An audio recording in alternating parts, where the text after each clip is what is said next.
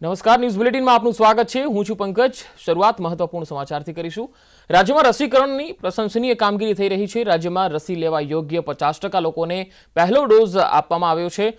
પ્રતિ મિલિયન રસીકરણમાં ગુજરાત અગ્રેસર રહ્યું છે। 4.93 કરોડમાંથી 2.48 કરોડને પહેલો ડોઝ આપવામાં આવ્યો છે। 77,57,000 લોકોને બંને ડોઝ આપી દેવામાં આવ્યા છે। રસીકરણમાં સામેલ આરોગ્ય કર્મીઓને સીએમએ અભિનંદન આપ્યા છે।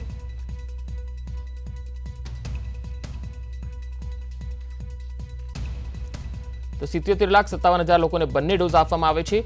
પ્રતિ મિલિયન ગુજરાતમાં સૌથી વધારે રસી આપવામાં આવી છે અન્ય રાજ્યોની તુલનામાં અને પ્રતિ મિલિયન રસીકરણમાં ગુજરાત અગ્રેસર રહ્યું છે। 4.93 કરોડમાંથી 2.48 કરોડને પ્રથમ ડોઝ આપી દેવામાં આવ્યો છે। રસીકરણમાં સામેલ આરોગ્ય કર્મીઓને મુખ્યમંત્રીએ અભિનંદન આપ્યા છે।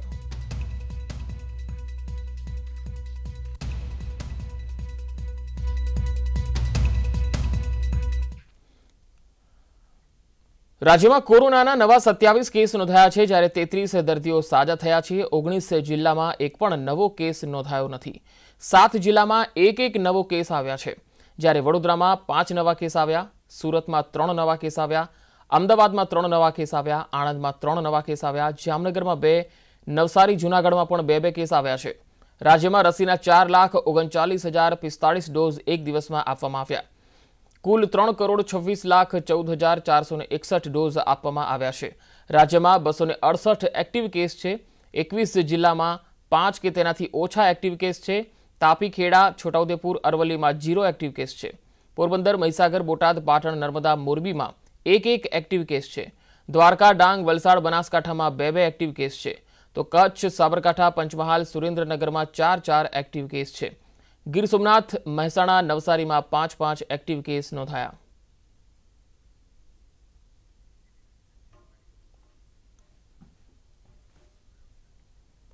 મોદી સરકારે મેડિકલ એજ્યુકેશન ક્ષેત્રમાં મોટી જાહેરાત કરી છે અને ઓબીસીના વિદ્યાર્થીઓને 27% તથા આર્થિક રીતે નબળા વિદ્યાર્થીઓને 10% અનામત આપવાની જાહેરાત કરી। પ્રધાનમંત્રી નરેન્દ્ર મોદી અને કેન્દ્રીય આરોગ્ય મંત્રી મનસુખ માંડવિયાએ ટ્વીટ કરીને આ જાણકારી આપી। આ નિર્ણય ચાલુ શૈક્ષણિક સત્રથી જ લાગુ થશે। દર વર્ષે ઓલ ઇન્ડિયા કોટા સ્કીમ હેઠળ MBBS, MS, BDS, MDS, dental, diploma અને મેડિકલમાં પ્રવેશ મેળવતા 5,500 વિદ્યાર્થીઓને તેનો સીધો ફાયદો થશે। પ્રધાનમંત્રી મોદીએ આ મુદ્દે 26 જુલાઈએ બેઠક યોજી હતી। અત્યાર સુધી માત્ર SC/ST વર્ગને જ મેડિકલ એજ્યુકેશનમાં અનામત અપાતી હતી, પરંતુ ઘણા લાંબા સમયથી ઓબીસી અને આર્થિક રીતે નબળા વર્ગનો પણ સમાવેશ કરવાની માંગ હતી, જેને લઈને હવે કેન્દ્ર સરકારે આ માંગણીને માન્ય રાખી છે।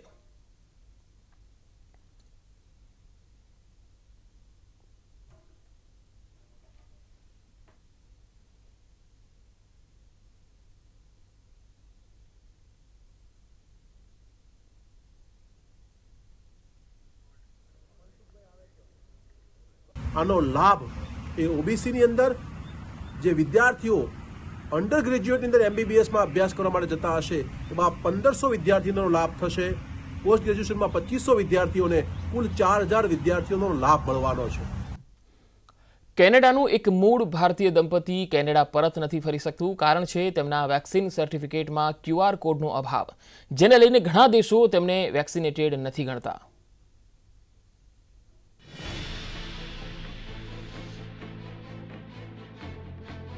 આંતરરાષ્ટ્રીય મુસાફરી માટે ઘણા દેશોએ મુસાફરો માટે વેક્સિનેશન ફરજિયાત બનાવ્યું છે, ત્યારે કેનેડાનું એક NRI દંપતી વેક્સિન લીધી હોવા છતાં અટવાયું છે।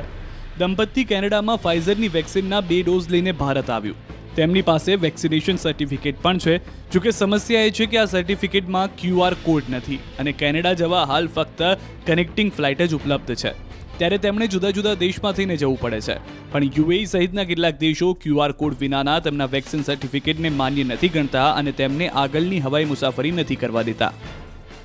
આ સર્ટિફિકેટનું કેનેડિયન વેક્સિનેશન લીધેલા પ્રોવિન્સનું સર્ટિફિકેટ છે, જેનું વેલિડેશન નથી કરી શકતા કેમ કે આમાં QR કોડ જ નથી।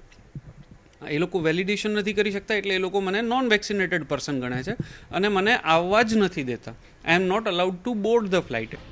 બિમલ દવે અને તેમના પત્નીએ આ મુદ્દે કેનેડાના દૂતાવાસને પણ રજૂઆત કરી, જ્યાંથી તેમને જણાવાયું કે વેક્સિન સર્ટિફિકેટનું ઓથેન્ટિકેશન કરાવવા માટે તેમને કેનેડાના વકીલ મારફતે સર્ટિફિકેટને નોટરાઇઝ કરાવવું પડશે, જો કે આ ઉકેલનો અમલ શક્ય નથી।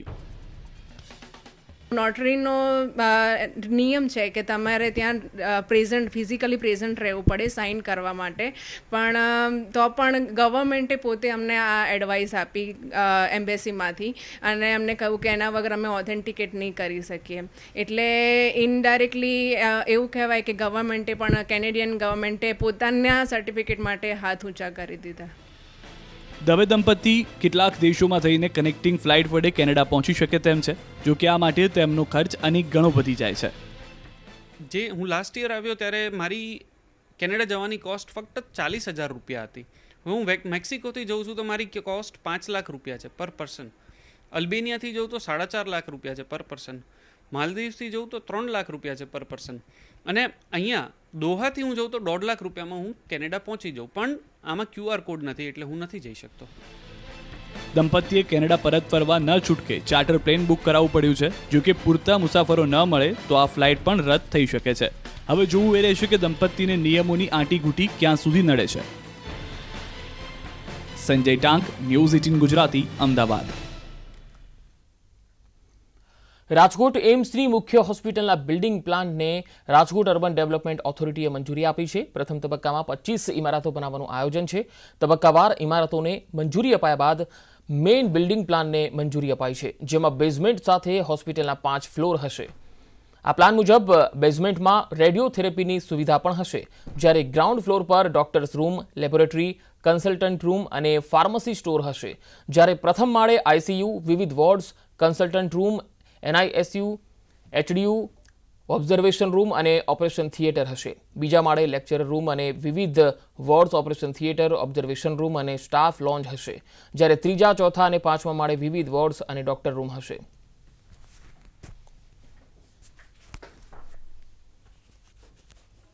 ગુજરાતને એમ્સનો મહત્વનો પ્રોજેક્ટ ભેટ મળેલ છે. આ એમ્સની હોસ્પિટલ જે બનવાની છે તે રાજકોટમાં બનવાની છે. આ એમ્સ હોસ્પિટલ રાજકોટના રૂડા એરિયામાં સ્થિત થાય છે. રૂડા દ્વારા અત્યાર સુધીમાં એમ્સના અંદાજે 25 જેટલા બિલ્ડિંગની મંજૂરી આપવામાં આવેલ છે, જેમાં હોસ્પિટલ, એકેડેમિક બિલ્ડિંગ, હોસ્ટેલ તથા અન્ય સ્ટાફના રેસિડન્સ માટે બિલ્ડિંગ વગેરેનો સમાવેશ થાય છે. 70 વર્ષના ઇતિહાસમાં પહેલીવાર રાજ્યની ખેતી બેંક પર ભાજપનો કબજો થવા જઈ રહ્યો છે. છેલ્લા 26 વર્ષથી સત્તા પર હોવા છતાં અત્યાર સુધી ભાજપ આ સહકારી બેંક પર કબજો નહોતી જમાવી શકી, પરંતુ હવે સહકારથી સરકાર સુધી શાસનનો ભાજપનો સંકલ્પ સાકાર થવા જઈ રહ્યો છે.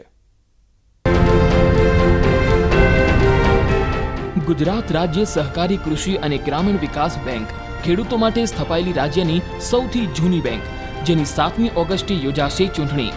બેંકના માળખા પ્રમાણે 21 ડિરેક્ટરો હોય છે, જેમાંથી 17 ચૂંટાયેલા, 3 રાજ્ય સરકાર દ્વારા નોમિનેટેડ અને 1 ગુજરાત રાજ્ય સહકારી બેંકના પ્રતિનિધિ હોય છે. મતલબ કે 17 ડિરેક્ટર માટે મતદાન થાય છે. જો કે આ વખતે 10 ડિરેક્ટર બિનહરીફ થયા છે, એટલે હવે 7 ડિરેક્ટર્સ માટે મતદાન યોજાશે, જેનું પરિણામ પણ એ જ દિવસે જાહેર થશે. જે 10 ડિરેક્ટર બિનહરીફ થયા છે, તેમાં 8 ભાજપ સમર્થિત છે. બાકી રહેલી 7 બેઠક માટે જંગ રસપ્રદ બન્યો છે. 7 બેઠક માટે 7 જિલ્લાના 195 મતદારો અમદાવાદ હેડ ઓફિસમાં આવી મતદાન કરશે.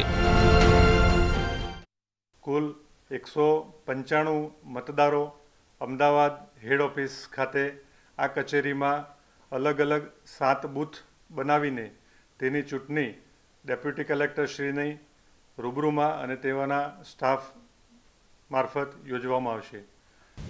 એક બેઠક અમદાવાદ જિલ્લાની છે. ગઈકાલે 2 ઉમેદવારો હતા, એક ઉમેદવારને સમર્થન જાહેર કર્યું અને એ પણ ભારતીય જનતા પાર્ટીનો ઉમેદવાર.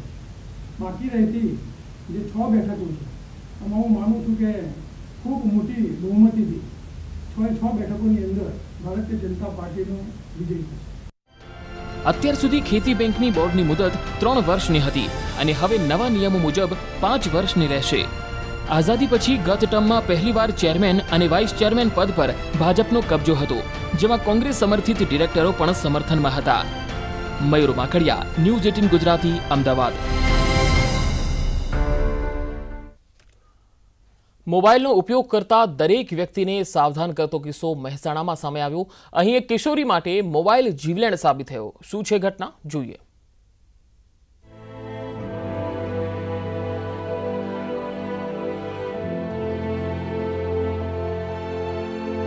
આ દ્રશ્યો બહુચરાજી તાલુકાના છેટાસણા ગામના છે, જ્યાં મોબાઈલે શ્રદ્ધા નામની કિશોરીનો જીવ લીધો અને પરિવાર પર તૂટી પડી આફત. સવારે 9 વાગે શ્રદ્ધા ઘરના ઉપરના રૂમમાં મોબાઈલ ચાર્જિંગમાં ભરાવીને વાત કરી રહી હતી અને તે સમયે જ મોબાઈલમાં અચાનક જોરદાર બ્લાસ્ટ થયો. ધડાકો સાંભળીને પરિવારના સભ્યો અને આસપાસના લોકો દોડીને જ્યારે ઉપરના રૂમમાં પહોંચ્યા તો શ્રદ્ધા મૃત હાલતમાં મળી આવી. હું ન્યાચો ઘરમાં હતો સાહેબ, એટલે અવાજ ઠેઠ ઘરમાં આવ્યો, એકદમ ધડાકાનો આખું પથ્થર જે એવું ઉપર જે આ રીતની ઘટના એની જોયા આવી સાહેબ. આવી રીતે વાતો કરતા હોય નાના બાળકો તો એમને બીજા પણ લોકોને કાળજી રાખવી જોઈએ, આવું ન થવું જોઈએ.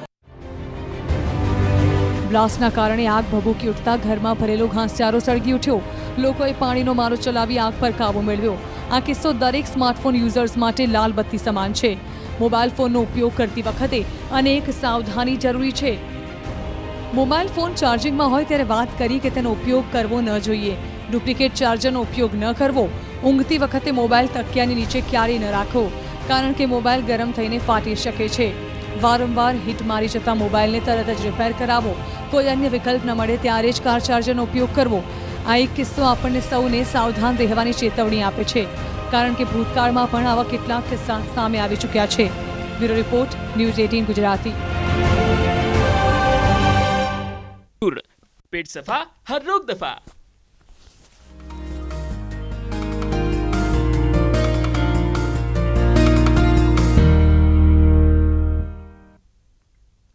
બ્રેક બાદ સમાચારોમાં આગળ વધીએ. ગુજરાત એટીએસે 2675 કરોડના ડ્રગ કેસમાં ફરાર આરોપી શાહિદ સુમરાની દિલ્હીથી ધરપકડ કરી લીધી છે.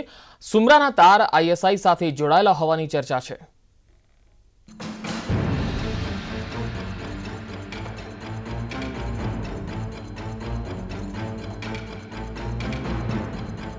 એટીએસના સકંજામાં આવેલો આ છે શાહિદ કાસમ સુમરા. મૂળ કચ્છના માંડવીનો રહેવાસી. હેરોઇન અને ડ્રગ્સની દુનિયાનો એવો વોન્ટેડ છે જેની શોધ એટીએસ, એનઆઈએ અને પંજાબની છે. ગુજરાત એટીએસે સુમરાને દિલ્હી એરપોર્ટ પરથી ઝડપી લીધો છે. એટીએસની સઘન પૂછપરછમાં કેટલીક ચોંકાવનારી માહિતી સામે આવી છે. શાહિદ સુમરા પર અલગ અલગ 4 ગુના નોંધાયેલા છે, જેમાં એક કેસ 2018માં 5 કિલો હેરોઇન છે, જ્યારે પંજાબમાં 500 કિલો ડ્રગ્સના 2 ગુના નોંધાયેલા છે. તો માર્ચ 2021માં 30 કિલો હેરોઇનનો ગુનો પણ નોંધાયેલ છે.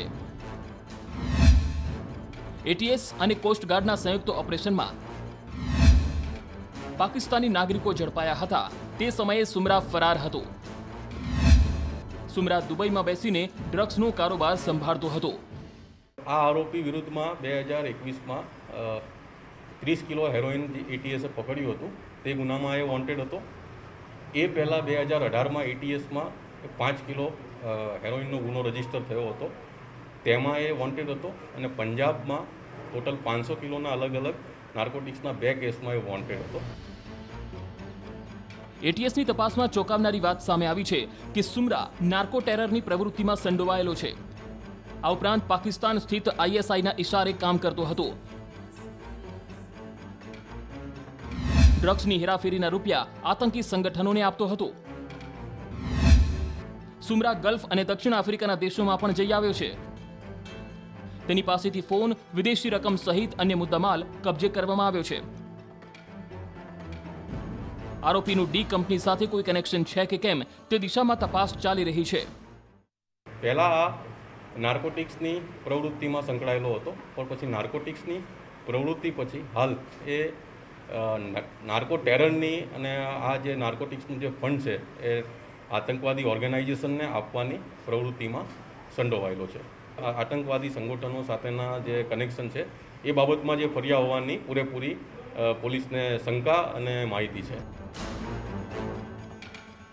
સવાલ એ ઊભો થાય છે કે આરોપી દિલ્હી આવ્યા બાદ ક્યાં જવાનો હતો? શું આરોપી કોઈ અન્ય દેશમાં ફરાર થવાનો હતો કે પછી ભારતમાં જ રહેવાનો હતો? આટલા વર્ષો બાદ કેમ ભારત આવ્યો તે પણ સવાલ છે. હાલ તે તમામ સવાલોના જવાબ મેળવવા માટે તપાસ કરવામાં આવી રહી છે. નવીન ઝા, ન્યૂઝ 18 ગુજરાતી, અમદાવાદ.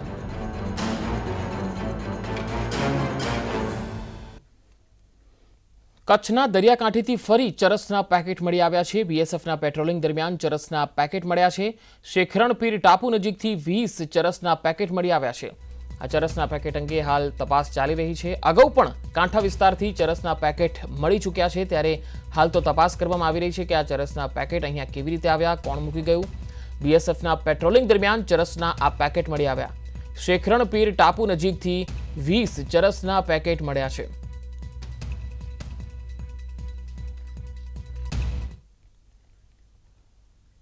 હવામાન નિષ્ણાત અંબાલાલ પટેલે આજથી રાજ્યના કેટલાક વિસ્તારમાં ભારે વરસાદની આગાહી કરી છે. અંબાલાલ પટેલના મતે રાજ્યમાં સાર્વત્રિક વરસાદ નહીં વરસે, પરંતુ જ્યાં પણ વરસાદ પડશે ત્યાં અતિશય પડશે અને જળબંબાકારની સ્થિતિ સર્જાશે. સૌરાષ્ટ્રના સુરેન્દ્રનગર, પાટડી અને દસાડામાં વરસાદ થશે. ઉત્તર ગુજરાતમાં મહેસાણા, બહુચરાજી, કડી, વિસનગર, સિદ્ધપુર, પાલનપુરમાં વરસાદની આગાહી કરી છે. સાથે જ અમદાવાદના વિરમગામમાં પણ ભારે વરસાદની શક્યતા છે. બંગાળની ખાડીમાં સર્જાયેલ હવાના હળવા દબાણના કારણે મધ્યપ્રદેશમાં ભારે વરસાદ પડશે, જેના કારણે નર્મદામાં પૂર આવી શકે. વરસાદ એક સરખો નહીં પડે, કોઈ ભાગમાં જ્યાં વાદળો ચડશે ત્યાં પડશે, પણ મોટા પૂરના પડશે અને વાદળો એકદમ ભારે વરસાદ પડશે. આ વરસાદના લીધે પાણીનો ભેજ જળવાઈ રહેશે અને અન્ય સૌરાષ્ટ્રના ભાગોમાં વરસાદ થશે, જેમાં મહેસાણા, વિસનગર, સિદ્ધપુર, ઉપરાંત ઉત્તર ગુજરાતમાં બનાસકાંઠા, પાલનપુર, તેમજ સુરેન્દ્રનગરમાં પાટડી, દસાડા અને સુરેન્દ્રનગરના બીજા ભાગો, વિરમગામના ભાગોમાં પણ વરસાદ થશે. બેચરાજી, કડીના ભાગોમાં મહેસાણાના વરસાદ થશે. એટલે આ વરસાદ મોટા ફોરાનો થશે અને વરસાદ ભારે થશે. વિંધ્યના પર્વતોમાં ભાગોમાં વધારે વરસાદ થશે, જેના લીધે નર્મદા નદીમાં પૂરનો આવરો આવશે અને નર્મદા બે કાંઠે થઈ શકે છે. અમદાવાદ શહેરમાં સોસાયટીઓના રહીશો માટે મહત્વના સમાચાર. કોર્પોરેશને સ્વર્ણિમ જયંતિ મુખ્યમંત્રી યોજના હેઠળ ખાનગી સોસાયટીઓમાં જનભાગીદારીથી થતા વિકાસના કામો ઝડપથી કરવા અને વધુ સોસાયટીઓ લાભ લે તે હેતુથી મહત્વનો નિર્ણય કર્યો છે, જેમાં સોસાયટીના વિકાસ માટે 70% ખર્ચ રાજ્ય સરકાર ભોગવશે, જ્યારે 10% ખર્ચ ધારાસભ્ય અથવા સ્થાનિક કોર્પોરેટર બંનેમાંથી કોઈ પણ એકની ગ્રાન્ટનો ઉપયોગ કરાશે, જ્યારે 10% ખર્ચ સોસાયટીના ફાળામાંથી અને બાકીના 10%નો ખર્ચ માટે કોર્પોરેશનના બજેટનો ઉપયોગ કરાશે. 70-20-10ની જે યોજના છે એની અંદર માન્ય કાઉન્સિલરશ્રીઓનું બજેટ વાપરી શકે અને અમદાવાદની જનતાને 10% પૈસા જે ભરવા પડે છે સોસાયટીની લોકોને એ ભરવા ના પડે અને કોર્પોરેટરનું બજેટ આમાં વાપરી શકાય એવી એક દરખાસ્ત કોર્પોરેશનમાં મૂકવામાં આવી છે. તો આ બુલેટિનમાં અત્યારે આટલું જ. નમસ્કાર.